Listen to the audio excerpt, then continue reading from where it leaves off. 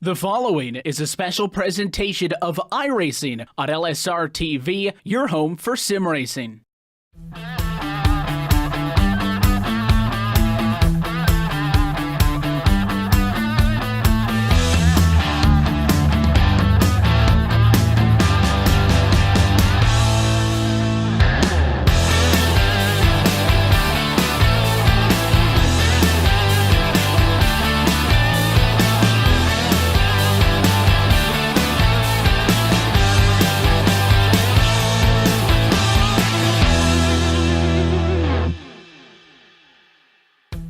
Live from the sprint car capital of the world, LSRTV is happy to be with you to say good evening, sim racing fans, and welcome to our continuing coverage of the Majors Series Atlantic Pro Split. We're tonight for round number 11 on the 2018 campaign. We return to the short track, but for the first time all season, we go dirt racing from the Knoxville Raceway. This is the Knoxville Nationals as we close in on the end of the season. We are so happy that you're spending another Sunday afternoon with us on your home for sim racing and iRacing Live. Myself, Evan Pasoko, alongside with Andrew Cardinale in the LSRTV booth. Our producer, Cisco Scardamusa, downstairs, bringing us to you this evening. And Andrew, going to be a fun night of racing. And when you think of the Major Series, maybe right off at the top of your head, you think of, some of the very long oval races that we've seen. 600 milers at Charlotte. When we, bring the F1 cars out to Suzuka, that's going to be next time out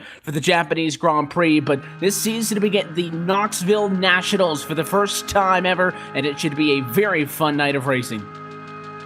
Yeah, Evan, of course, last week was, last race out was Pocono with the Indy cars. We've had the Coke 600 on here. We've had very long endurance races, I think 2.4 hours at Spa, for example. We've had all sorts of big crown jewel races that come to mind automatically.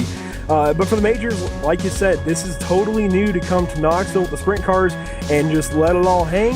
And pretty much just Sunday. It's going to be a lot of fun.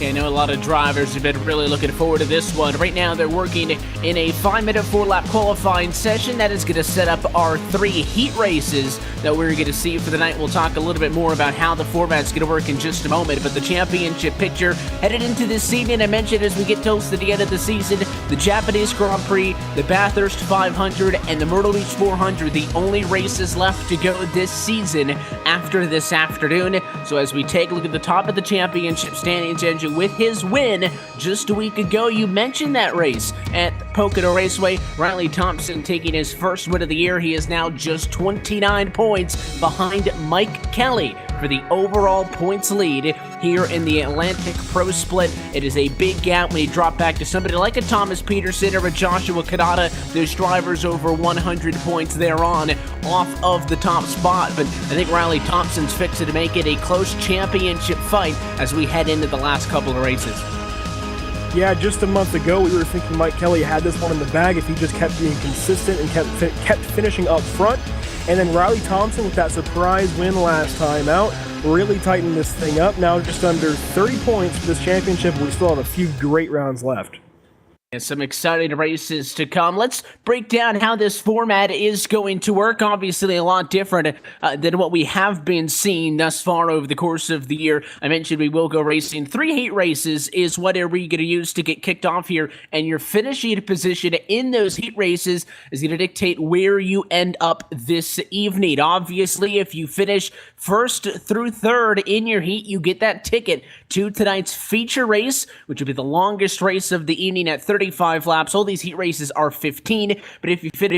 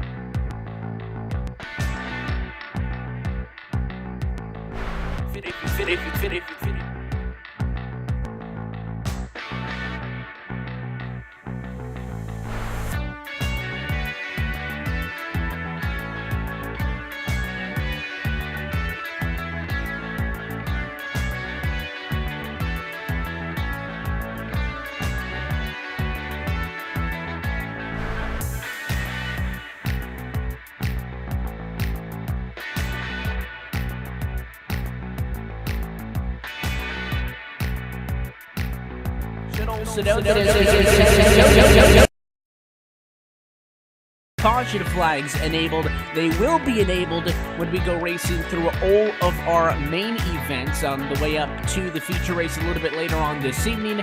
But again, should note that these heat races, you will not see cautions in effect, so that puts that much more importance, if you will, I'd say, Andrew, on qualifying good. If you get in a mistake, if you're back in the pack, something happens, it's pretty much, you lose your one shot and that's it.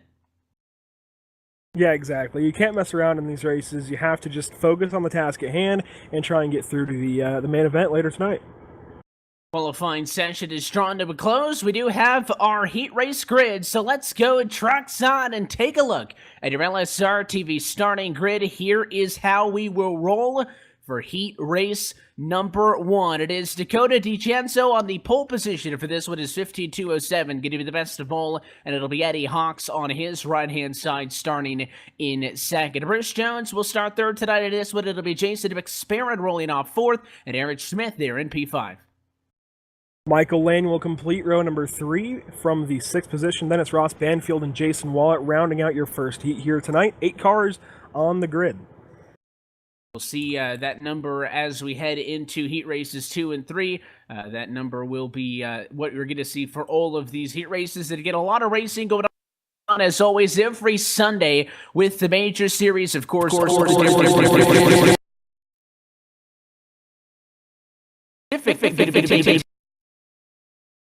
Not racing live, but this is only coverage of the pro split in each division, so certainly a lot of racing going on this evening. The cars are headed out. Let's talk a little bit about what we expect, Andrew, out of this Knoxville Raceway 1.5 mile dirt oval, the sprint car capital of the world, and I think it would be reminiscent to say that we're not expecting to see a very competitive race. Yeah, no, Knoxville is very wide. It's actually one of the longer dirt ovals at a half mile, like you said, and it really always produces some sort of really good racing. Again, a lot of room to work with, but you really have to be in one line, it seems. Obviously, that line's going to move around a little bit as the race goes on. You start at the bottom, work your way up, but it's a very versatile track as far as where you can run and produces some great racing and, of course, some slide jobs.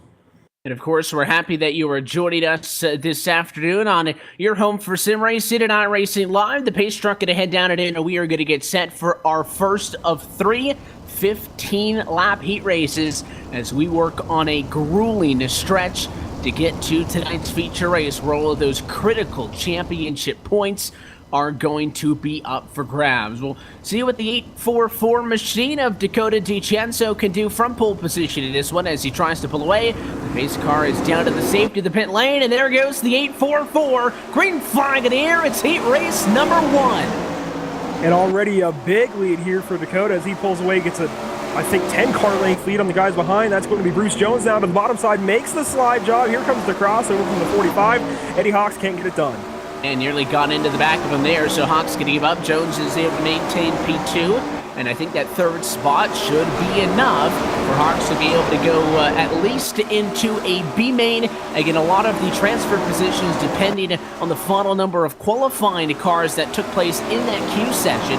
So third could very well end up kicking you into a B main, so that might not be enough for Hawks. Certainly drivers given that information as they went to the grid, so we'll see, maybe depending on how aggressive he is, how he feels. But he does have a good gap back to Ross Banfield all by himself in fourth. A lot of separation early in this race. Early problems though for Eric Smith and a number 20 machine. He's out of this race, appear to have maybe lost connection to the service, but other than that, a ton of space 4 laps in. Yeah, this whole field is pretty spread out. I see Jason McSparrett starting to fall back further and further, as well as Michael Lane. But honestly, these guys just have to turn some laps right now. If they don't get in right away, that's okay. They have some other chances. The biggest thing to do right now, if you're not fast enough to go out there and put yourself on the podium and advance automatically, you just have to learn the car and kind of tweak the car a little bit more after this heat. Just work on making your car better for the next main you go into. That's all you can hope for, is this will kind of serve as a little bit of practice and a race experience. Certainly going to help you as the night goes on. in each of those, main events, if you don't go right to the feature, a D, a C, a B, you're going to have to basically finish top 5 now worse if you want to be in that thing. The 844, though, with DiCenzo under attack. He's trying to get around some lapped machines. That was Jason McSparrett on the inside talking about him. He does fall a lap down now. Bruce Jones going to be the next driver to try to lap in, and they will do so relatively without incident. I think that width that you were mentioning about this Knoxville Raceway, a big factor in why we're seeing all this space. To get 8-car heat race is also not that big. We will see, I believe, a maximum of 15 in that A main would be a full field at the end of the night for our feature. So certainly you're talking about nearly half the cars on track now that you would see later. Takes a lot of the chaos maybe out of it, at least to get the evening started. Yeah, certainly. This is kind of a warm-up for these guys. Even if you are fast enough to make it through right here, like the 844 of Dakota DiCenzo and Bruce Jones in the 17, Eddie Hawks in the 45, this is a big warm-up, really. You finally get to turn the car around this track and race conditions, get a feel for what's going on. Obviously, you can do as much practice as you want, but if you load into the session and one adjustment on your setup is just a little bit off, you're going to have a bad day. This is a great opportunity for these guys to fine-tune their machines as the heat ends, actually, I think. No, sorry, 15 laps. Yeah, almost at the end. Bad. Yeah, no, DiCenzo's hoping it's about done, but I think he's going to be able to cruise to this one. Lap 12 of 15 in the works right now. The gap back to Bruce Jones, still a little bit under at a second, 7/10 that last time by. Eddie Hawks has started to fall back, though, in third. Ross Banfield, maybe a tad bit faster sometimes around the racetrack. Hawks picks it back up that last time with a 15.5. So he is safe for third. Again, I don't think that's going to be enough to get him all the way through. We'll know for sure when this one does draw to a close. But certainly looked like a very stress-free run for the 844. This time by, it is going to be the white flag in the air for Dakota DiCenzo as he looks to close out heat race number 1, starting from pole position. He's got a lot of clear racetrack in front of him and a healthy gap back to Bruce Jones. 1-2 should be headed to the feature for the driver who locks it up, and your winner of heat race 1, final time off for Dakota DiCenzo, gets the job done. That's a big win there for the 844 of DiCenzo to move on. And, of course, Bruce Jones to come in P2 and, automatically lock himself into the feature later on. And I think, based on the format it's showing Eddie Hawks should move on. But obviously we got to see how the stewards attack that. But either way, a great podium there with DiCenzo, Jones, and Hawks. Yeah, so those are the drivers that at least have a shot of advancing in this one. And, Ross Banfield from there on in 4th position. 5th place was Jason Wallet with Jason McSparrett at P6, Michael Lane 7th, and Eric Smith in 8th. Those is your look top to bottom at your Heat Race 1 results. Heat Race 2 ready to rock and roll for the pit lane. We go trackside again and take a look at your LSRTV starting grid. Pole position in this one, it goes to the driver with the second fastest time in the queue. It is Dylan Workman who will bring Heat 2 to the green flag. He will be joined on the front row by the 56 of Claude Belleville. Kyle Atkinson starts in 3rd position. Brandon Whitworth in the 377 starts P4. And it is Thomas Peterson who rounds out your top 5. Peterson comes into this evening as the highest driver in the championship standings without a win thus far. And starting alongside of Peterson in the 35 is Rory Collins. And rounding out your field on row number 4 will be the 24 of Craig Hawkins and the 077 of Samuel Dowdy. That is a look at your 8-car grid for heat race number 2. Again, the objective, go for that podium, if not top 2, to make sure you're nice and safe into the main event. Again, these are all 15-lap heat races, are in between mains, if you will. 20 laps for the D and the C main. It'll be a 25-lap B main and a 35-lap A main a little bit later on, but we saw a lot of separation. I know that we were expecting certainly to see these drivers to be able to kind of get some space into between them. Certainly the faster drivers qualified better would be able to get out and go, but I don't know if I was necessarily expecting that much space. So those drivers, you could guarantee that they were watching the previous heat race. The driver's going to be coming up later on this evening in heat race 3. They have been watching all of this also, so these drivers have a pretty good idea. I think the restart's going to be critical if you are anywhere further back than maybe the first or second row on this starting grid. A pace truck going to be in this time. Workman's got a lot of incentive to get out, get going.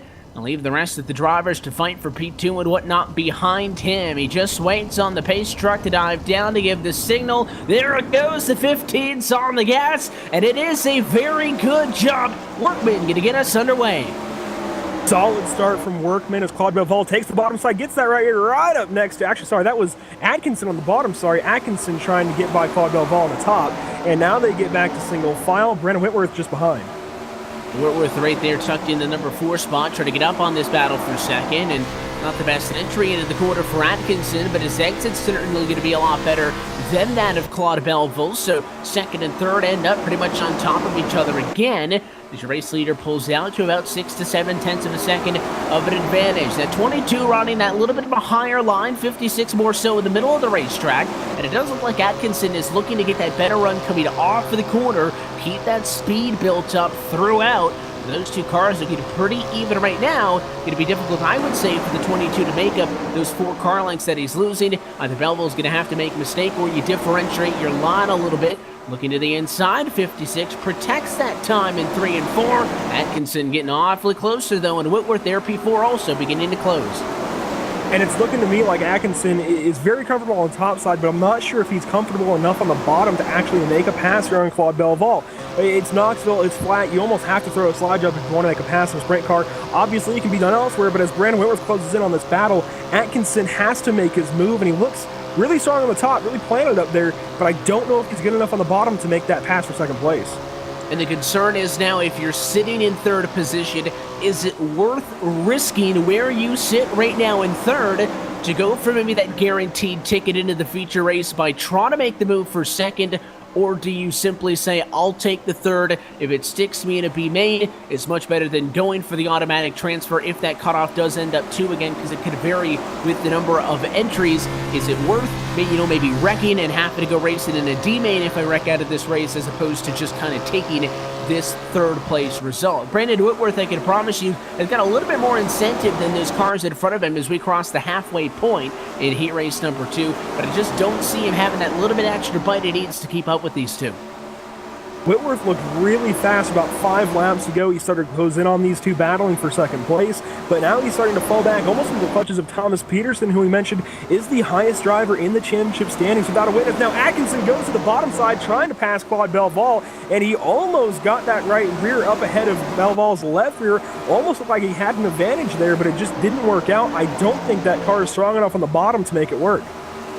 And you can see the 22 certainly has been a little bit more shy, I'd say, of going to the inside. The 56 has been lower, but there's a mistake. Belval opens the door, and Atkinson's going to go to the outside. The 56 slides to block. It is a crossover off of the corner, and here we go in a battle for second and third. Inside of the racetrack, the slide job as Atkinson takes it away. In that fight, the 56 not done, comes back, and he'll send him into the wall. And the 22 just got stuck in the fence. And Evan, that goes right back to, do you want to risk for that battle? And they were throwing slide jumps, they were throwing crossovers, and unfortunately, Belval just got that right rear into the left front of Atkinson, sent him into the fence. But now, Brandon Whitworth has a chance to capitalize on that. Does Peterson try and throw a big move on him to get into the top 3? And Peterson's closed in on Whitworth. That battle was for 4th and 5th. Now it is for 3rd and 4th. As we had just seen, Atkinson wrecked out of this race with the 56 of Claude Belval. Belval's going to be safe in a P2 unless he makes another mistake. Whitworth is still only about a half a second off, but it is going to be the final time in a corner. Dylan Workman up front is going to head into 3 and 4 as he looks for the heat race to win. No issues for the 15, another pole the checkers. Workman wins in heat race 2. Belval does maintain that second position, and it does look like that Whitworth will also outlast Peterson in the exchange for 3rd and 4th, but that one ramped up awfully fast, and the mistake and maybe the gamble per se of Atkinson going for that P2 position ends up not working out. Yeah, unfortunately, like we were talking about, he made the move, and he was good to go for a little bit there, and then just a couple little mistakes out of Claude Belval unfortunately ended that heat anyway for Atkinson there, but thankfully he has a couple of mains to go through to get to the feature. Unfortunately for him, we will be seeing a lot more, certainly, as we look now to heat race number 3, follow the qualifiers tonight. Before we head into some of the main event racing, we take a look top to bottom at your LSRTV starting grid. Ray Farlow starts on a pole this one. Again, he ended up with the third best lap in the queue, so he brings us to the green flag for the third heat race. It was a 15:235 for him. Riley Thompson trying to close in on your championship leader. He'll start second for heat race number 3. It is Daniel Knight in third, Mark Blendowski in fourth, and it looks like it is Joshua Kadata who rounds out your top 5. And starting 6th will be Terry Wellman on the outside of row number 3. To the inside of row number 4, it'll be Andy Banfield in the 16. Then Robert Waddell takes up the caboose position in 8th. That is a look top to bottom as heat race number 3 gets set to roll off. Certainly a little bit more fireworks in heat race 2 than what we saw earlier this evening. And again, these heat race 3 drivers were watching what just happened.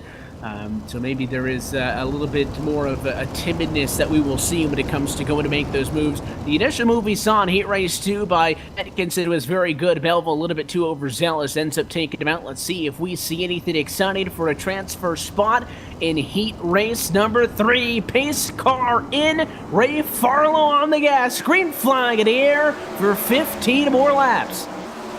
And a big jump out of the 72 car of Ray Farlow. Riley Thompson actually almost clips the wall to turn 2, keeps it off the fence, keeps going. It's going to be the 82 of Lewandowski chasing him down. That's battle for second and third. Kanata behind got a terrible start. He's actually quite a few tenths, I think, off of third place. Yeah, almost a whole second now off of third place, in the 82 car. And Andy Banfield rounds out your top 5 so far. Really clean start, though. Yeah, Kanata is going to have to really knock out some great laps here if he's going to make up that gap to Mark Blendowski in third. You mentioned it is over a second. Your top 3, though, awfully tight. We've always seen your race leader jet out in front, and I do think Farlow is going to be able to get away because Blendowski's all over Thompson in a fight for second and third. And I think if they do fight, it will allow the 72 to get away, but we're used to the race leader being about a second in front at this point. Thompson's got him within a half a car length. Any small mistake, you can bet the 58 is going to be on top of him.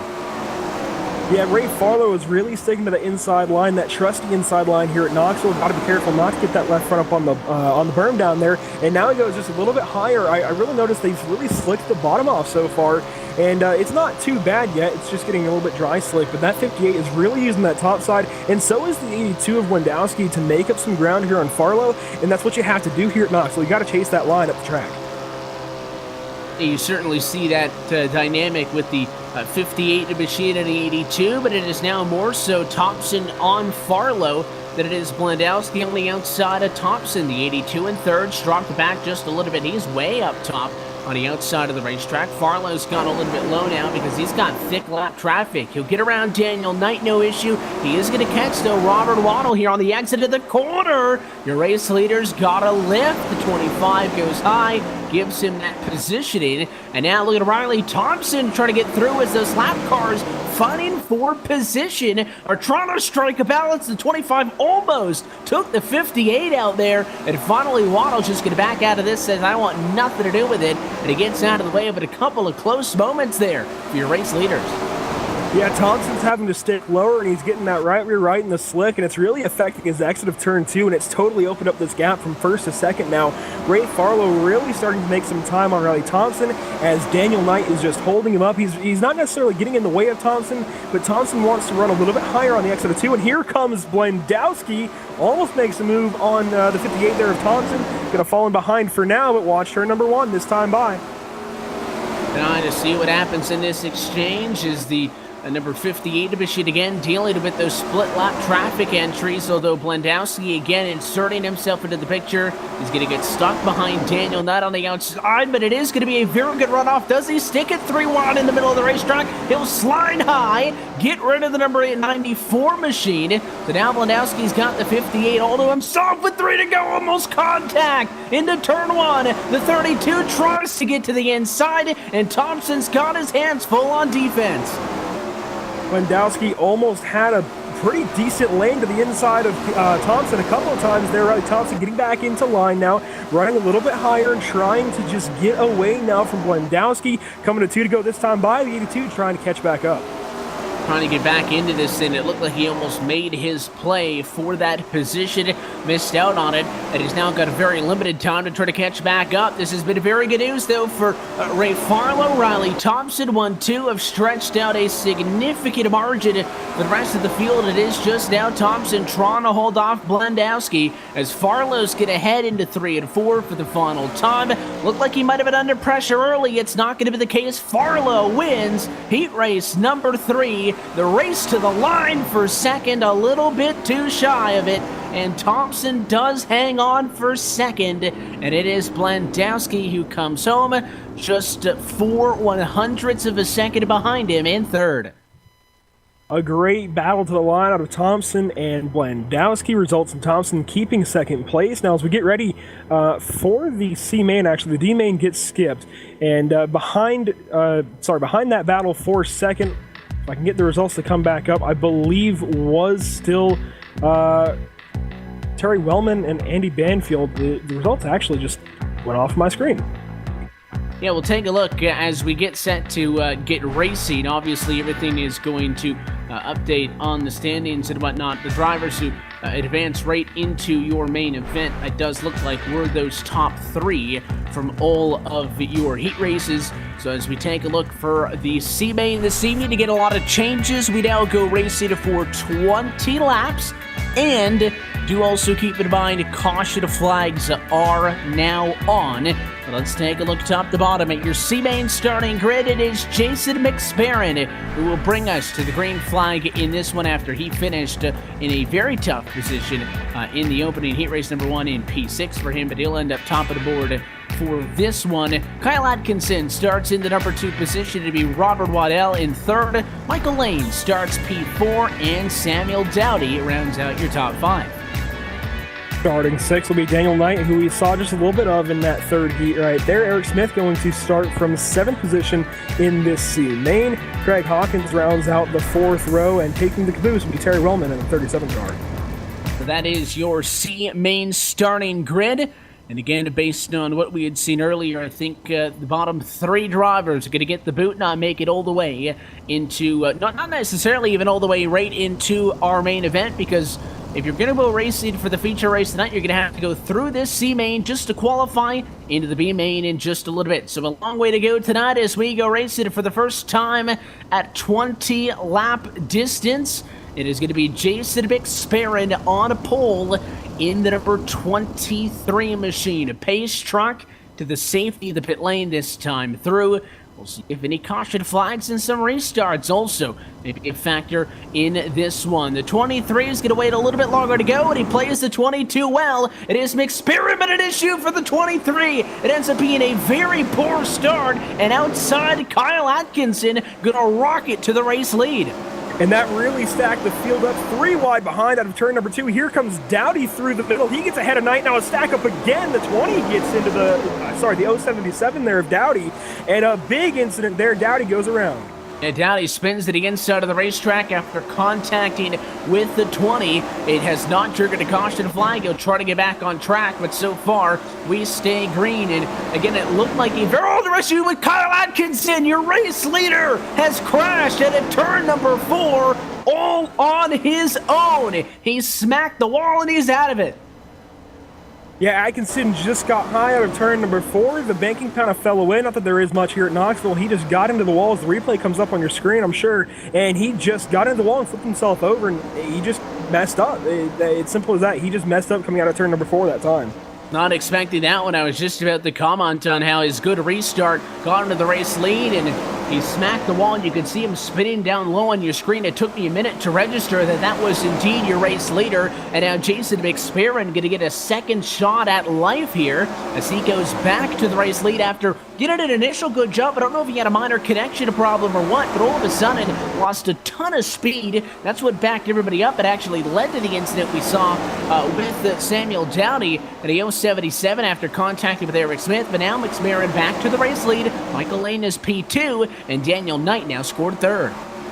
Daniel Knight, a very good comeback from heat number 3, now battling for that top 3 position. He's actually looking for second place on the outside of Michael Lane. Hasn't found it just yet. Now goes to the bottom side, gets loose, and actually comes back up to the top side. Here comes Eric Smith, who we saw fall out of heat number 1.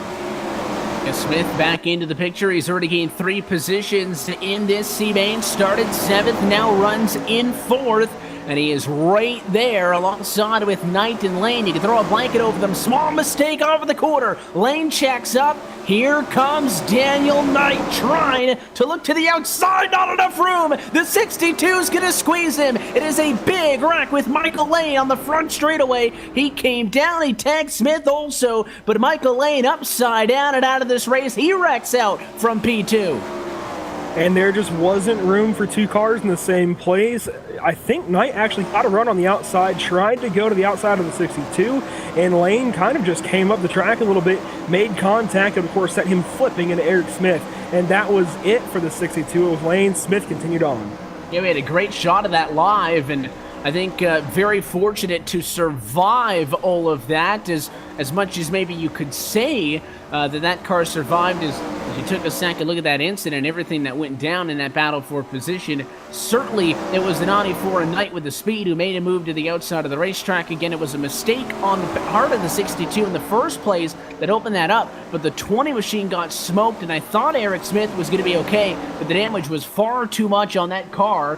It went down to wreck in turn 1, and of course now 2 drivers out of this race from the top 5. Still has McSparron up front, but there goes Daniel Knight on the outside, and this time he didn't get squeezed into the outside wall. He does contact it, but it is all on his own. But Knight is able to find a way through on the outside, and he is now your C-Main race leader on lap 14. Talk about a comeback to go from going a lap down in heat number 3 to now leading this C-Main. Evan, this 94 actually seems to have a pretty good car on that top side. It just wasn't working out earlier in the loose dirt, but now that car is planted and it is going. And again, you mentioned he got by McSparron. He just drove up to the 23 and simply passed him. There was no protest for the 23 car.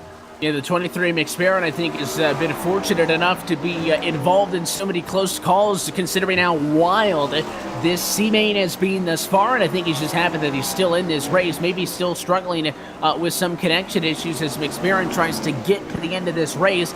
I don't know if he's going to make it that far. Only 4 cars left on the lead lap. It is Daniel Knight leading. Jason McSparron 8/10 off in P2. Terry Wellman now into 3rd from 9th on the grid. May transfer into the feature race from this result. And it is Robert Waddell in P4, 10 seconds off. Basically everybody else out of this race. You do have Eric Smith, Sam Dowdy running laps down, but Lane Atkinson and Hawkins out of this one as we take 3 to go. There's still a couple of laps left. If something happens here, Sam Dowdy might be able to transfer on to the B main. I'm not sure if it's going to happen, though. Daniel Knight continuing to lead now. 2 laps to go. This 94 again. What a comeback for him. Even Jason McSparron hanging on after that start. They just completely pushed that car to the back, almost to the middle of the field. And Terry Wellman coming from the back of the grid here in this C main up to 3rd place. The keys in this one certainly be aggressive and have a fast race car, but a little bit of luck never hurts, and I think that is going to be the case for Knight and McSparron. They were both involved in some of those accidents that took cars out of this race, but Knight is going to be able to fight through. It is the final time for him at a turn 4, and he'll be the first driver to make up a lot of spots. He goes 6th to 1st and wins in the C-Main. He is headed to tonight's feature race. Jason McSparron comes home in 2nd position. Terry Wellman also rounds everybody out on your podium, and I believe he is going to be the marker as far as who transfers and who does not. It does look like they have their pass in to tonight's feature race. Rest of your finishers include Samuel Dowdy in 5th, Eric Smith in 6th position with Michael Lane 7th, Craig Hawkins 8th, and Kyle Atkinson rounding it out in P9. The action keeps on going. We now enter into the B main. 20 laps on the board again. You look top to bottom, final chance to get into the feature. This is your LSRTV starting grid. Ross Banfield will bring us to the green in this B main, and will be accompanied on the outside of the front row by Thomas Peterson in second. Joshua Kadana starts third, Jason Wallette in P4, and Roy Collins rounds out your top 5. Andy Banfield comes to the grid in P6. Daniel Knight, who just won the C main, actually gets his ticket into the C main. The same will hold true for the rest of the top 4 from the C main. So you'll see Daniel Knight starting 7th, then Jason McSparron in 8th. Terry Wellman takes over 9th, and Robert Waddell will start 10th for this B main to make it into the feature.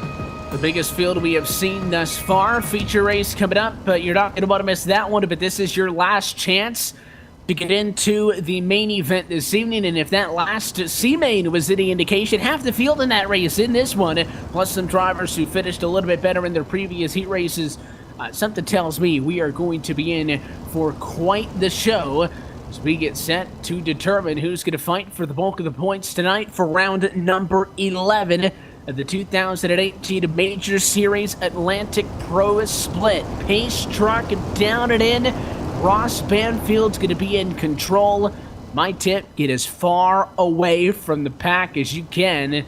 It should be a fun 20 laps under the lights here from the Knoxville Raceway. There goes the pace truck. There goes your pole Citadel. A little bit of a hesitation. He catches the 9 machine to Peterson cheating. Banfield's going to take off to turn 1. And Peterson now having to defend P2. Good fight for third is on. It's Kanata getting loosened up as the 97 machine all out of control.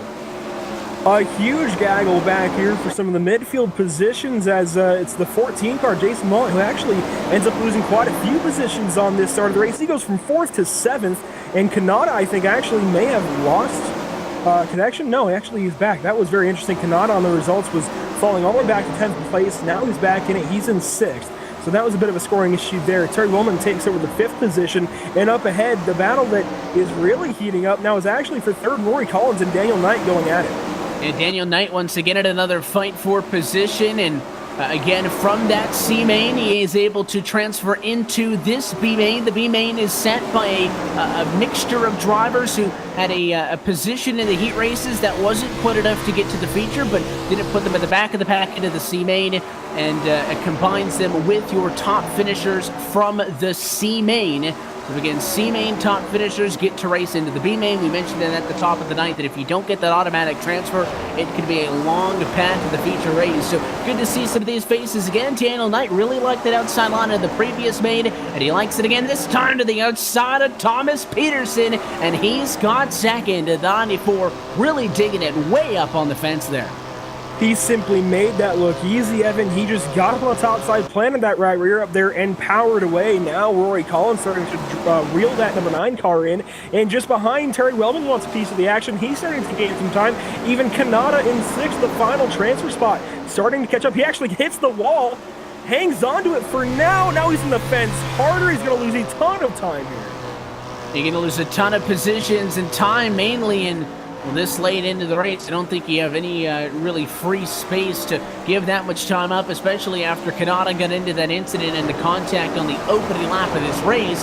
He'll just furthermore fall down the field. He's currently scored in the number 6 position, and just looking through again, you're going to have to finish most likely in the top 6 to be able to go to the main. That's still doable from where Kanata sits at the moment, so certainly not out of this thing yet, but these drivers have been able to find some separation that the drivers from the C-Main weren't able to. Well, actually, this field is starting to really spread out. I've noticed. I was going back to see the battle with Collins and Peterson, and even that battle is strung out. It's really bizarre how they've strung out. Actually, Peterson loose out of 2, hangs on to it into 3, but these guys really strung out until then, and now Collins right back on the fuel tank almost of Peterson, but I think that battle is just going to string out again. I think Peterson just has a better car.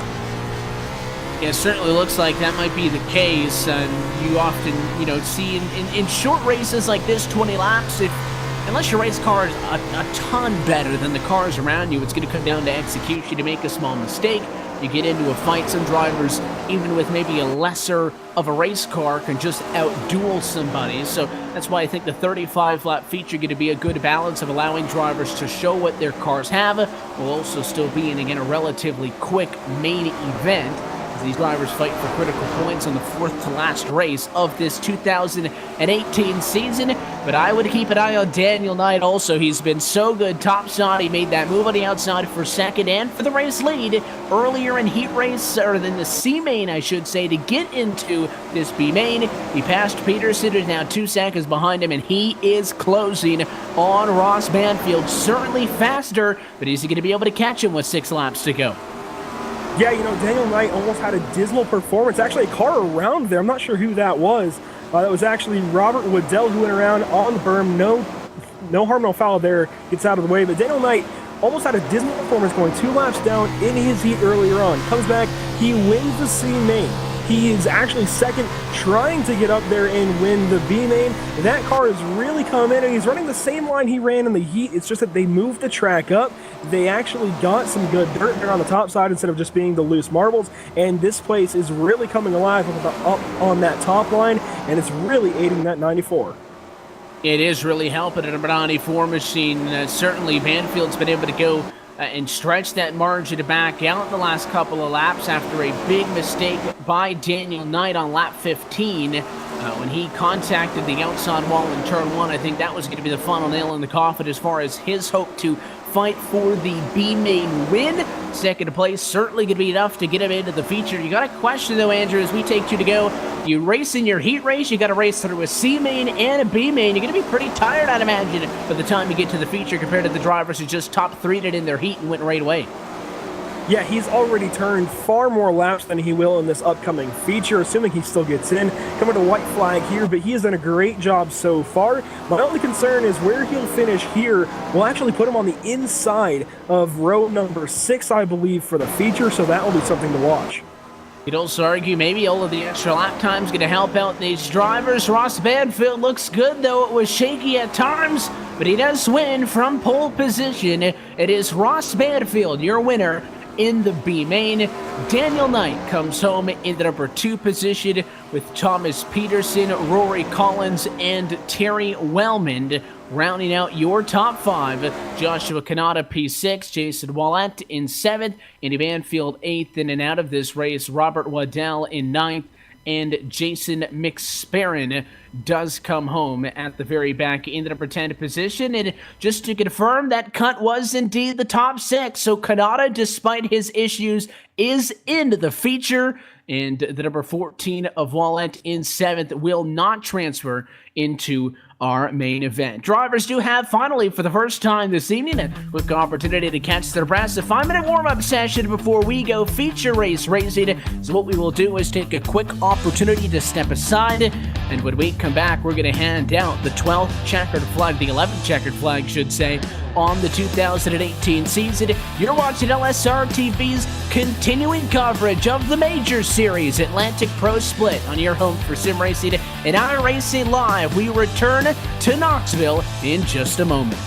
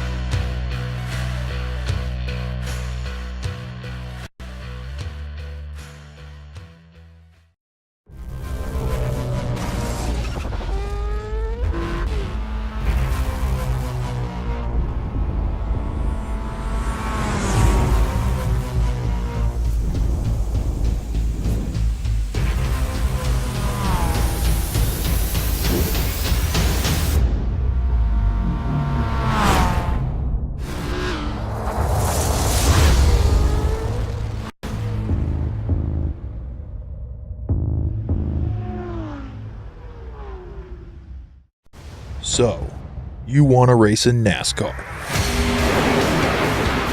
The road starts here. Introducing the eNASCAR Ignite Series powered by iRacing.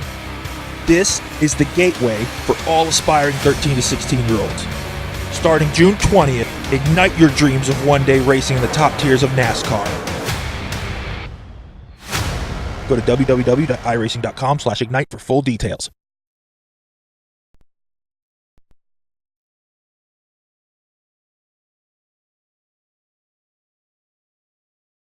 And just do it at Kokomo.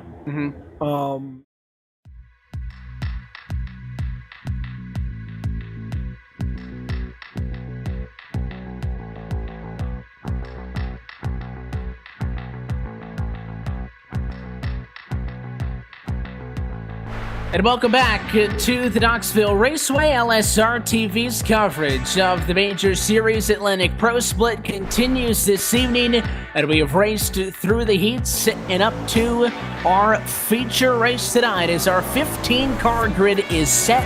We welcome you back inside the LSRTV booth. Myself, Evan Pasoko, alongside Andrew Cardinale. Our producer, Cisco Scarvusa, with us as well. And Andrew, we've seen plenty of racing thus far, but it is time to get serious. Tonight that started with about 24 cars, I think, have been whittled down now to 15, and it is finally time for the 35-lap feature.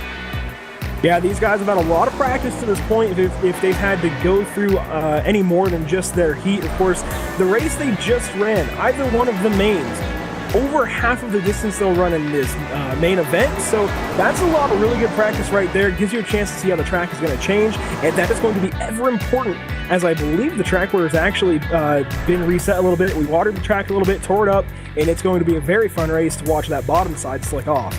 Haven't seen this many cars on track yet this evening. It is going to be a fun one. Again, the only trip to the dirt that we see all season with the Major Series. Ton of fun, a lot of exciting events still to come. The Japanese Grand Prix in a couple of weeks' time at Suzuka, the Bathurst 500, and a Myrtle Beach 400 on a short track to close off the season. But it is time for the Knoxville Nationals feature race as we go trackside. This is your LSRTV starting grid. It will be the 844 of Dakota DiCenzo on a pole position for this one, based on, again, qualifying and the results earlier, as he won heat race number 1. Dylan Workman will start in the number 2 spot, and Ray Farlow does start 3rd position. Those were your heat race winners. Bruce Jones ends up qualifying 4th, and it is going to be Claude Belleville rounding out your top 5. Starting 6th, Riley Thompson, who won last week at Pocono, really trying to make a dent in the championship standings, and he has the opportunity here. I don't even see Mike Kelly around, so a big opportunity for Riley Thompson here tonight. Eddie Hawks comes in 7th, then it's Brandon Whitworth 8th, Mark Brandowski 9th, and finally Ross Banfield rounds out your top 10. Daniel Knight is 11th as the fireworks go off overhead. Thomas Peterson will qualify 12th. It is Rory Collins who is given that lucky number 13th starting position. Harry Wellman is 14th, and Josh Kanata at the back does qualify in by finishing P6 in the B main. He rounds out your field. That's a look top to bottom at your LSRTV starting grid. We've been waiting for this part all night. We're happy that you've stuck with us on your home for sim racing and iRacing Live. Pace truck headed in. Let's go feature race racing with the Knoxville Nationals. It's the Major Series Atlantic Pro Split Round 11 of 2018. It has been significantly longer for your top 3 that they've been on tracks than the rest of the field. We'll see if maybe that rest has been good, if maybe a lack of track time is going to hurt them.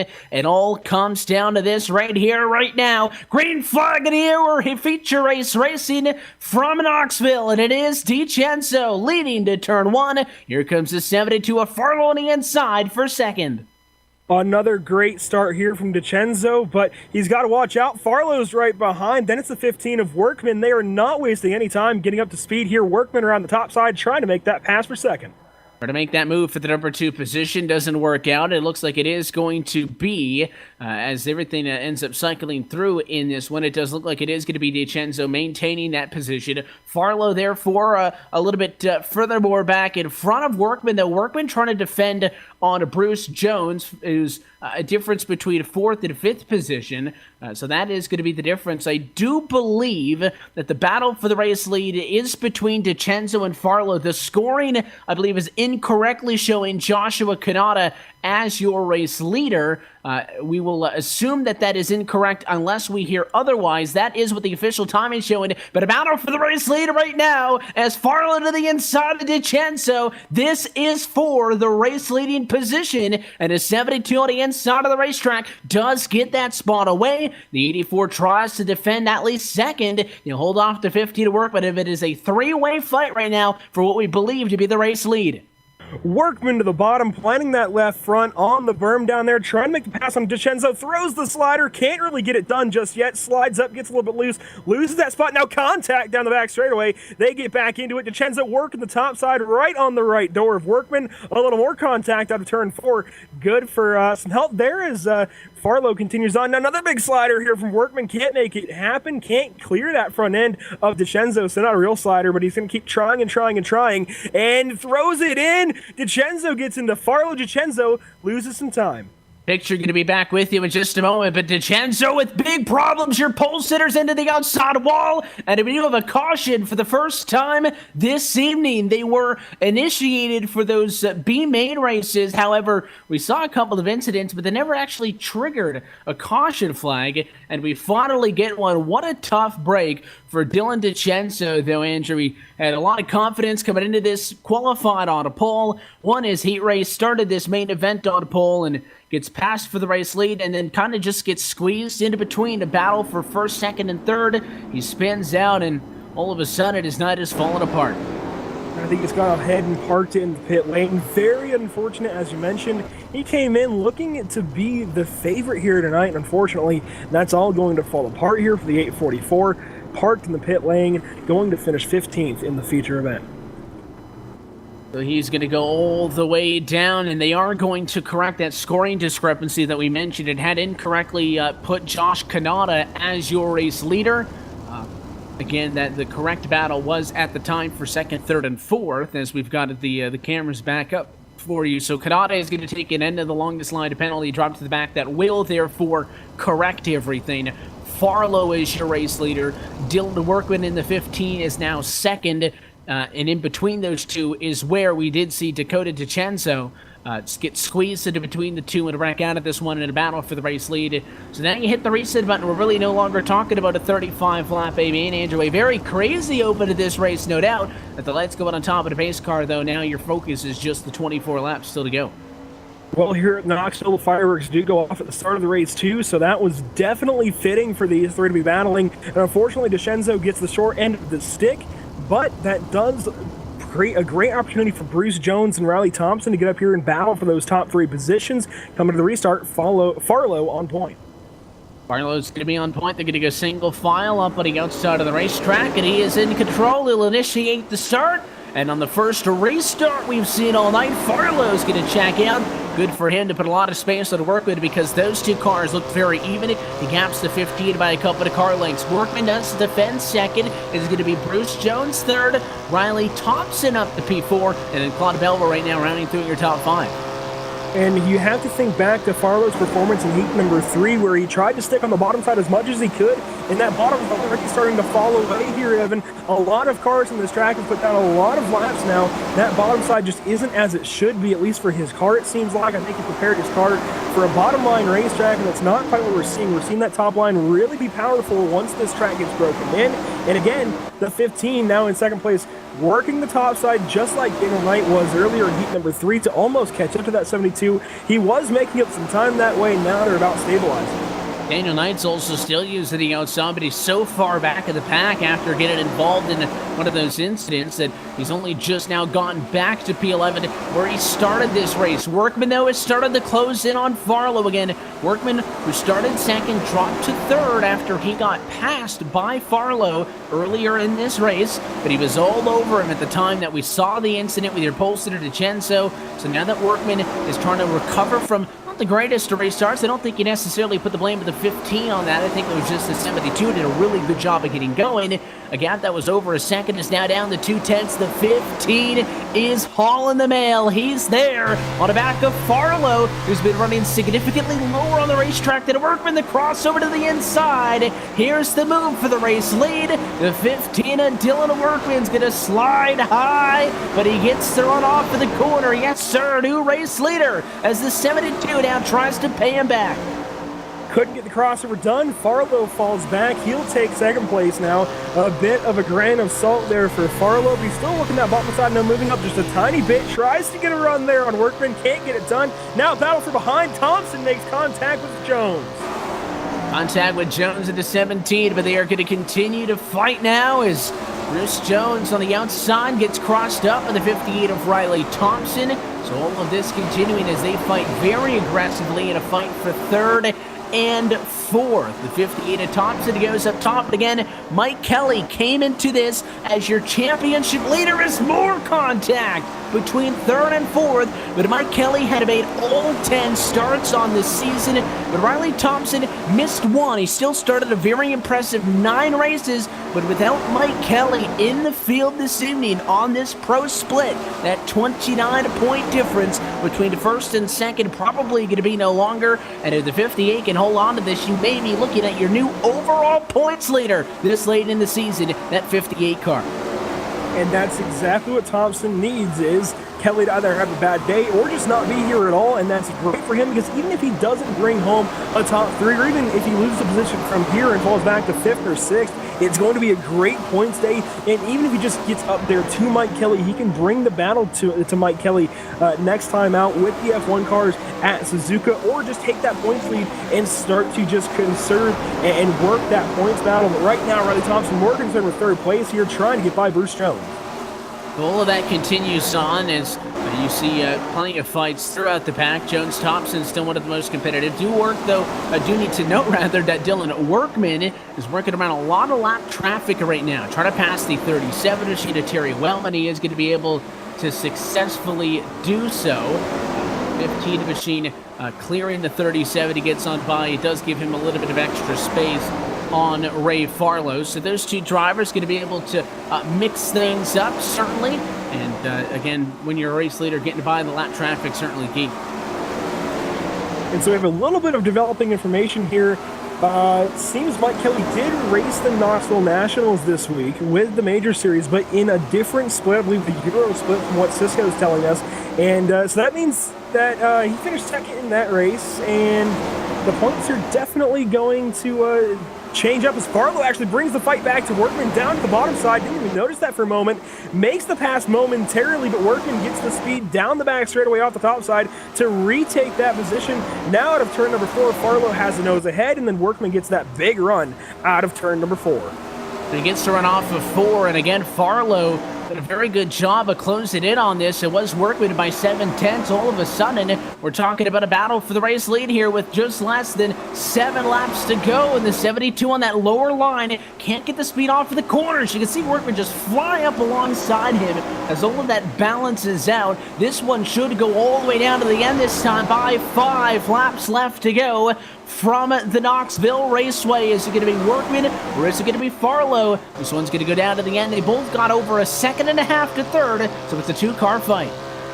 Workman's line has had to move so far up the track that it's starting to just get way too high to where he's actually slower on the top side than Farlow on the bottom. And even if you run a little bit lower, you're starting to run into the slick anyway. So where I think Farlow set his car up for a bottom line racetrack, he actually may have run a lower gear so that he isn't just shaving off speed with these big 410 motors. So I think Farlow actually is the better car for these last 5 laps. Workman just falling off, struggling big time. Not sure he's going to be able to make it the rest of the way. It might just be limping home to the end for Dylan Workman, who looked so good and maybe took a little bit too many courtesies way to get it around those lapped cars. Allowed Farlow to be able to catch up. The fight for third still on. It is Thompson on the outside of Bruce Jones. He's got that, and he's into the outside wall. Thompson's going to spin. One of your championship competitors brings a caution out with 2 laps to go and that'll end this one. But Thompson again, and we found out that Mike Kelly had to run earlier in the European split as opposed to this Atlantic Pro split and got a P2. Thompson was in a good position. That mistake, though, is going to cost him some precious time. And what it is going to do is bring the pace car out at the end of this race. No changes up front, though. Ray Farlow in control at the moment of caution has taken the white flag. Dylan Workman is going to catch up behind Tim in second. In the third place for Bruce Jones. But what a night for Ray Farlow. Had to qualify in through the heat races. Started on a pole, won, therefore got himself a third position on the grid. And there's a lot of fighting that dictated how this one would end up. But it is going to be the final time. Ray Farlow, your race winner. He takes home the Knoxville Nationals. A fantastic run from our podium here tonight, Evan. That was while he had made the slider on Bruce Jones work and then just got into the fence in turns 1 and 2. And it's only going to cost him one position on track, but that's really going to hurt his pride, and it's really going to affect the championship battle. He's really fortunate the caution came out. He was able to get back going and catch the field under caution in that position. If they stayed green, certainly he would have gotten passed by a lot of cars, but it does look like at the end he'll actually end up giving up a small bit of points to Mike Kelly in that Atlantic Pro Championship standings as we head in to the final 3 weeks on the season. What we'll do is take one more opportunity to step aside. When we come back, hopefully we'll get a word with your top finishers. Ray Farlow is your winner of the Knoxville Nationals, part of the Major Series on LSRTV. The post-race show is when we return to Knoxville, Iowa.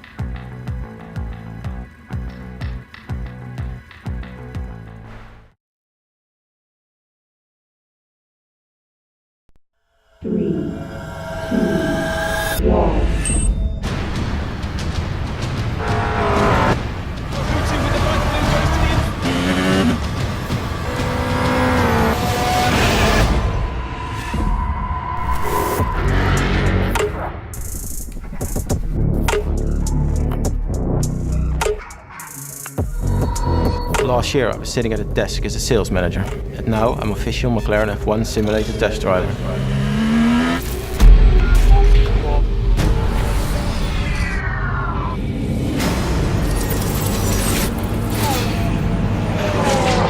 So it's 1.4 behind.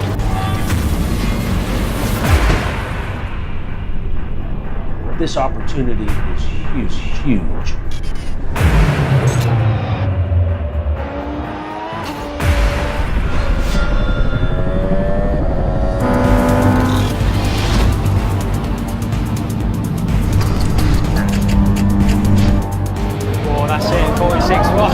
That's faster than the factory McLaren driver, and he's done 6 laps.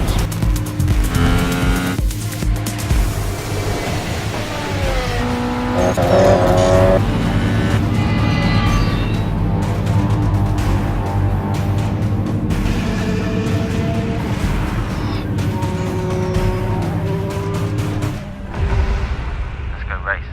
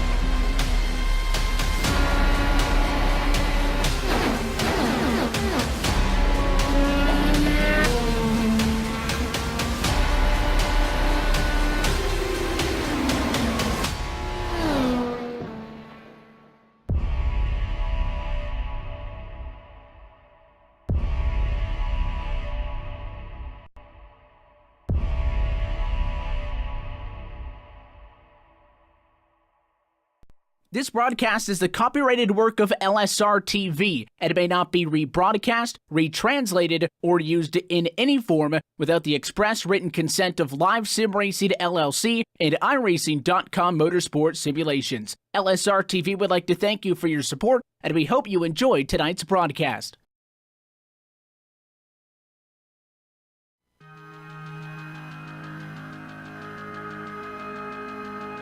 And welcome back to the Knoxville Raceway, LSRTV's coverage of the 2018 Major Series Atlantic Pro Split, continuing through tonight. 11 races now completed on 2018, 3 still to go. A lot of exciting action and quite the variety still to come, with the trip to Suzuka, Bathurst, and Myrtle Beach Speedway still left before we can crown our 2018 champion. But we're happy that you're still with us on LSRTV and iRacing Live on the LSRTV post-race show.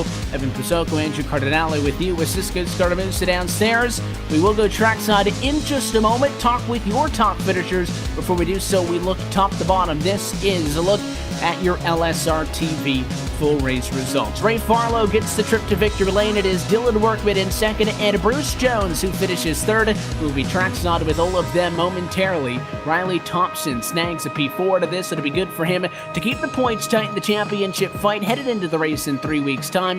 And then Brandon Whitworth rounds out your top 5. Mark Landowski comes home P6 in this one. Claude Melville ends up in 7th position. It'll be a P8 for Ross Banfield, a P9 for Eddie Hawks, and Rory Collins will round out your top 10. Coming home 11th, Thomas Peterson, still winless this season, comes home in 11th place. They're starting 12th. Daniel Knight comes home 12th. They're starting 11th. Those two swap spots. Terry Wellman comes home 13th. Then it's Joshua Kanata 14th. After that scoring issue, actually put him on top for a little bit. And Dakota DiCenzo, after the heartbreak early in the race, comes home dead last, 15th place after starting on pole. As they look top to bottom at your LSRTV full race results, let's go trackside and talk with tonight's race winner. It is Ray Farlow in the 72 who wins the Knoxville Nationals. And we are down trackside now with the driver of the number 72 machine. Ray, congratulations on the win. It's a checkered flag for you throughout the night in the heat race and your feature race. Tell us about your evening. Oh man, it was pretty good. The track was good all night, and the team and I, we worked all week on the setups. We worked on heat setups and the main event. We was hoping the track to be a little bit drier come feature time, but we tweaked on the car, and everything worked out. It was a good race. Obviously, you knew that those heat races are going to be awfully critical. If you don't get into the top 3 to transfer, I should say, right into the main event, you know you're going to have to be dealing with a C main and a B main, and just to get to the point at which the feature race where you already started third. So how critical was it for you to get out there, to get a good qualifying time, get a good position in your heat race to win that? How much time maybe did you spend focusing on that Q send and to be able to make your night a lot easier? Because we saw a lot of drivers race for those 15 laps and then 2 sets of 20 lap C mains. So at the end of the night, a lot of guys you raced with in that feature did about twice as many laps as you had to do just to get there. Yeah, we worked hard on the Q set and the heat set. We knew it was going to be critical. Track position was going to be critical, and I don't know. We just worked hard and got it right. Obviously, first time on the dirt this season for the Major Series. We've seen some, similar-esque short track racing stuff. We had a chance to see, the Copper Classic at Phoenix a little bit earlier this year, but a lot of the time we're talking about big cars and big tracks. How much fun was it to be able to go out there in this kind of a race with heats and all that to be able to race against these guys? Oh yeah, it was fun. I'm a big dirt fan, so being able to come out here and run this, it was pretty exciting. It was a huge turnout with the different regions or whatever. I watched the first race earlier today, and it was a good race, and I'm looking forward to going back and watching this broadcast and seeing it. We certainly had a ton of fun calling it. Always fun when we can get a little bit of the dirt action here on LSRTV and iRacing Live. Based on the fact that you guys took the checkered flag home, I'd assume you'd be up for some more dirt stuff in the future? Oh, yeah, most definitely. We'll let you get out of here. I know it was about an hour of pretty intense racing, and I'm sure that you want to get off and celebrate race. So we'll let you jet out of here. Before we do those sponsors, shout-outs, all that good stuff, you want to say hi to? Yeah, I got to give thanks to Pace Performance Coating, Spike Chassis, and everybody on Farlow Motorsports. They worked extremely hard the past week and a half, 2 weeks to get these setups right. And congratulations on Dylan and Bruce for podium finishes too. Very grateful when you gave us some time here post-race. Again, congratulations on the win. It was a ton of fun for us to watch up top, Sean, and hopefully we'll see you guys back on the dirt here shortly as opposed to maybe a little bit later on. But also best of luck for the rest of the season. Hopefully we'll chat again soon. Thank you. Race winner tonight from the Knoxville Raceway. It is Ray Farlow who wins the Atlantic Pro Split here tonight from the sprint car capital of the world. You also mentioned, as talking with Ray there, he tipped the cap to Dylan Workman and Bruce Jones. They come home second and third tonight, trackside with both of them as Andrew, but first with your P2 finisher, Dylan Workman. And Dylan Workman, you certainly worked that top side in just a little bit, and you almost had Ray Farlow there for a little bit. How did the ending stages of that race go to end up with you finishing P2, not P1? It just didn't work out tonight. Normally the top is really, really good here. Just happened so the bottom worked really good for Ray. But we definitely saw you work 3 different lines, it seemed like, between the top 3 of you. And again, for a while, it seemed like you almost had a really good chance to win this race. But even earlier than that, when you were just trying to get into the battle, what happened from your end with that incident there with DiCenzo at the start? Honestly, I'm not really sure what happened. I mean, all 3 of us were fighting to get to the bottom because it was a place to be right away. I don't know if they made contact between the front 2, but it was unfortunate for Dakota. He was really fast tonight. And so were you, man. With this big performance here at Knoxville, moving forward, I mean, we see the majors go to short tracks and now dirt and everything in between, everything across the world that you could imagine. Do you think you'll be back for, plenty more races to come? Well, hopefully they come on with the Chili Bowl with the midgets soon. I would definitely run that. That'd be a lot of fun. For sure. We'll see if the Major Series maybe steps up their dirt game next season. But either way, a great performance here tonight. You came home, actually, I believe you won heat number 2, so that was pretty good. You come home second place here. Who do you have to shout out for this big performance here at Knoxville? Farlow Motorsports.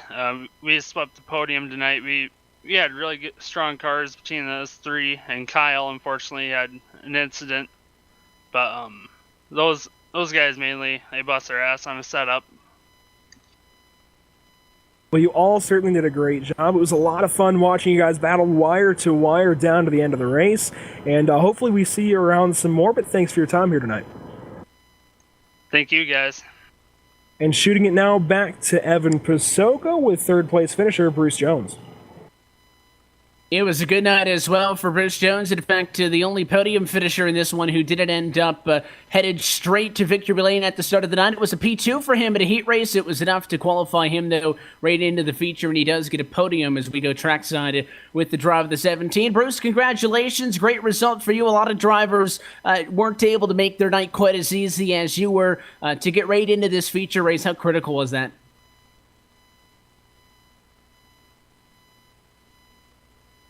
Bruce, you got a copy? We'll hold tight 1 second, Andrew, see if we can get that 17 of Bruce Jones on the radio. As I mentioned, he finished behind the DiCenzo entry in the earlier heat race tonight, comes home third. Bruce, we got you now? We'll try to continue to pick away with that, Andrew. We'll give him a second before we step aside here, but a great night for him as he comes home in third. There's a lot of drivers this evening who are able to get that magic finish per se, but on the flip side of things, somebody like a Dakota DiCenzo and other drivers, maybe somebody like a Daniel Knight, if you don't have that luck early in those heat races, it makes your night a lot harder. And when I was talking with Ray, he pointed out how much time they focused on that queue setup over the week preparing for this. Seemed to be a way that a lot of drivers made or break their night for sure. Yeah, and I really expected Daniel Knight to actually do better than he did. Unfortunately, like you mentioned earlier in the show, got caught up in those early antics there at the start of the race. Just unfortunately ruined the rest of the feature for him. Comes home again in the P12 position. Just a terrible night for him, really, when you consider how promising those couple of mains were looking for him. I really expected him to do a lot better in the feature, but it's certainly, I guess, a light at the end of the tunnel. He certainly had a great program here tonight. Just needs to work on getting through the heats a little bit better. And again, unfortunately, just a bit of a dismal showing for him in heat number 3, but still did a great job of recovering. Won the C main, came home second in the B main. A great run for him. Just unfortunately did not pan out how it wanted, but you can certainly make up positions even if you start a little further back in the field. We saw Riley Thompson come from 6th to 4th, even Brandon Whitworth from 8th to 5th, so you can still make up positions. Yeah, certainly that the opportunities are there, limited and such. I do think we have the 17 queued up now on the radio. Bruce, you got us? Yeah, I got you. Perfect. Hey, well, congratulations on your 3rd place finish. We also, appreciate you sticking around chatting with us. Tell us about your night. You finished 2nd in the heat race. It wasn't quite what we saw out of DeCenzo to get right to pole position, but it got you right into the main event, saved you a lot of headache. Oh yeah, man, these guys are fast. They getting to 2nd in the heat was really important and critical to having a good starting position, obviously in the main event. And when you're not back there in traffic getting beat up, it's always a bonus. Obviously, you gave yourself a chance when you qualify in a good spot. We saw a ton of people in the heats, and I believe also in the B main with Banfield there. Guys going pole to checkers. I think the lowest positions winner that we saw all evening from where they actually started on the grid was Daniel Knight in the C main. He went 6th to 1st. So you qualify P4. You gave yourself a chance. Tell us about the execution in that 35-lap feature. I was a little afraid I kind of missed a set. We worked pretty hard on those sets, and I thought maybe Ray had a pretty good idea running the Q set with feature fuel in it. And going from there, I'd been working on sort of a race set all week and went with that. And felt pretty confident. And then when that first caution came out, all of a sudden 4th place was right there. And we had a pretty good tussle. It was a lot of close quarters racing. Fun stuff.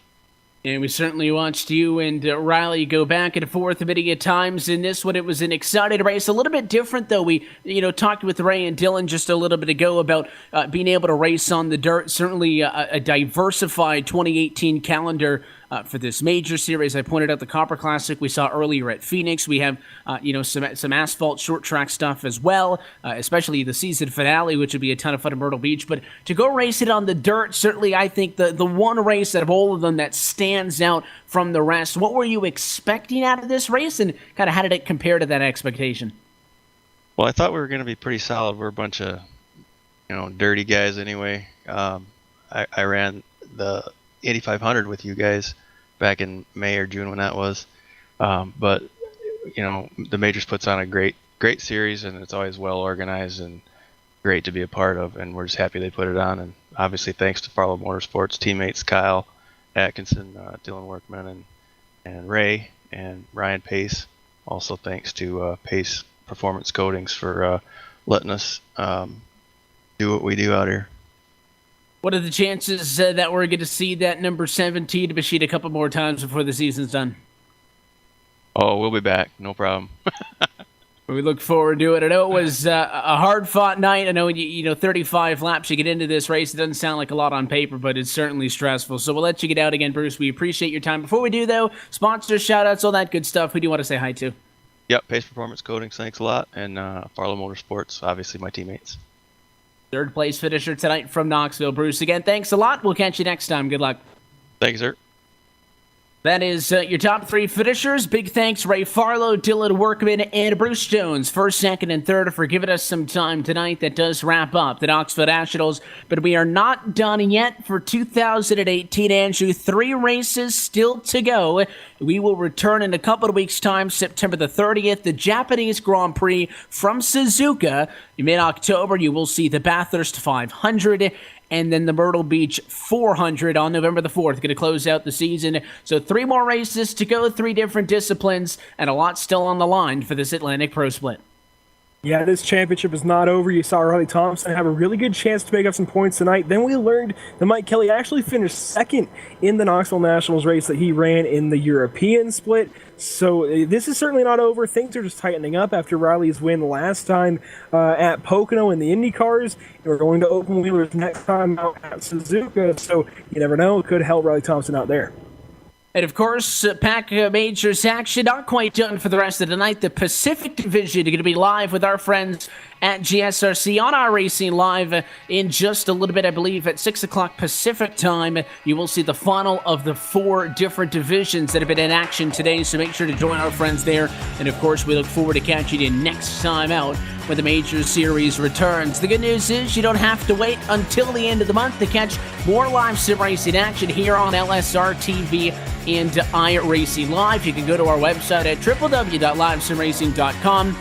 Get a look at our full and upcoming broadcast schedule. But the best way to stay up to date with us is by following us on social media. That's a like on Facebook at facebook.com/LSRTV official. And you can follow us on Twitter at LSRTV for more information. On behalf of our entire team at Live Sim Racing LLC, everybody behind the scenes who makes things happen, and for your team tonight. For myself, Evan Pasocco, Andrew Cardinale, and our producer, Cisco Scaramucci, we want to thank you for tuning in and to congratulate Ray Farlow, first-time winner on 2018 as he wins the Knoxville Nationals. The Major Series returns on September the 30th from Suzuka, Japan. That race and every race on the 2018 Major Series Atlantic Pro Split going to be found right here on LSRTV, your home for sim racing. Until next time, good night from the sprint car capital of the world.